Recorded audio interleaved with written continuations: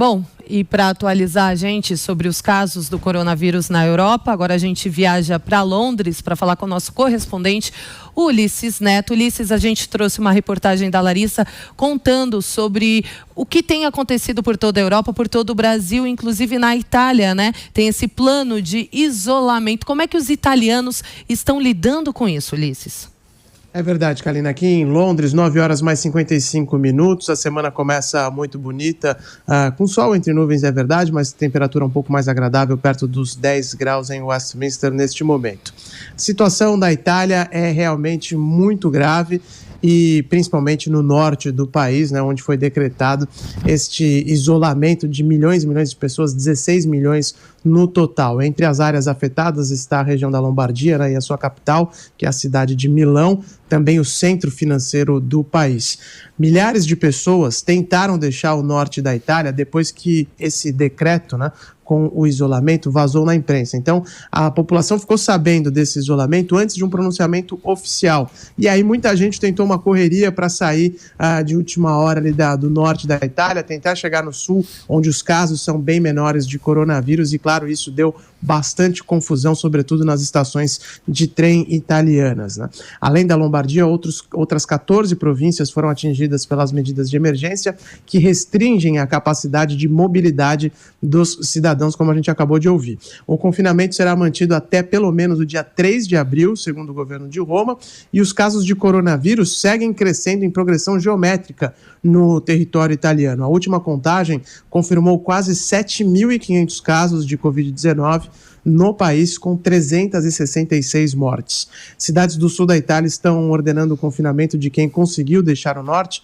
antes do decreto ser anunciado oficialmente. Então, essas pessoas chegam ali em áreas menos afetadas, mas também precisam ser confinadas de acordo com as autoridades locais. Isso mostra o tamanho da confusão que está ocorrendo lá na Itália. As partidas de futebol da Série A, que é a primeira divisão do campeonato italiano, foram disputadas neste final de semana, mas com portões fechados, e além disso agora também devem permanecer fechados no norte da Itália estabelecimentos como cinemas, museus, teatros e academias de ginástica. Restaurantes só podem funcionar das 6 da manhã até às 6 da tarde, de acordo com esse decreto.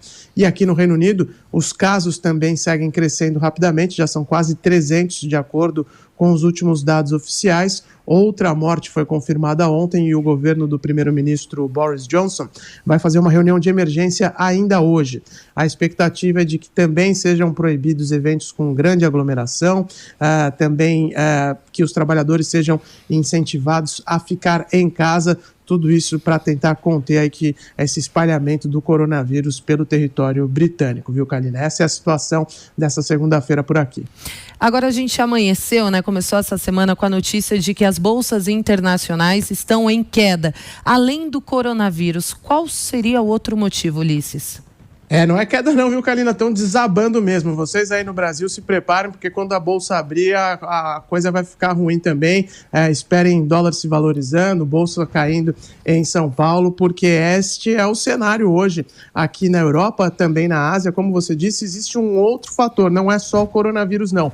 Uma disputa entre a Rússia e os países da OPEP, né, os principais produtores de petróleo ao redor do mundo, incentivaram ainda mais essa crise que o mercado financeiro está vivendo hoje, nessa situação que o mercado financeiro está vivendo hoje. O barril do petróleo chegou a perder quase 30% do seu valor só nesta segunda-feira e, claro, isso trouxe bastante nervosismo para o mercado ao redor do mundo, além, é claro, da situação do coronavírus, que também já vinha pressionando bastante as bolsas aqui da Europa e também lá da Ásia, né? O principal índice da Bolsa de Londres, para vocês terem uma ideia, está operando nesse momento com uma queda de mais de 7%, de mais de 6%, melhor dizendo. E o mesmo acontece em outras bolsas ao redor da Europa. Aqui em Londres, a bolsa começou caindo 8,5% o pregão, mas já vem se recuperando um pouco, e essa recuperação ainda lenta está ocorrendo, mas os números são horríveis. Em Paris, por exemplo, queda de 6,3%, em Frankfurt também quase queda de 6%. Lá na Itália, né, em Milão, a bolsa chegou a cair mais de 10%.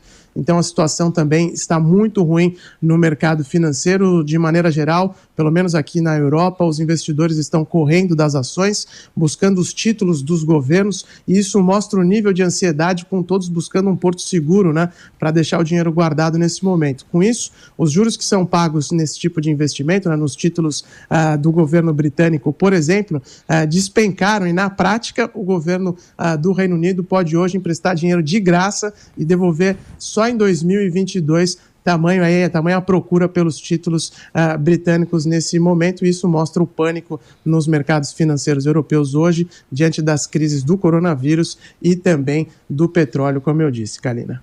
Muito bem, Ulisses Neto, obrigada pelas informações. A gente volta a falar com você ao longo da nossa programação. Obrigada.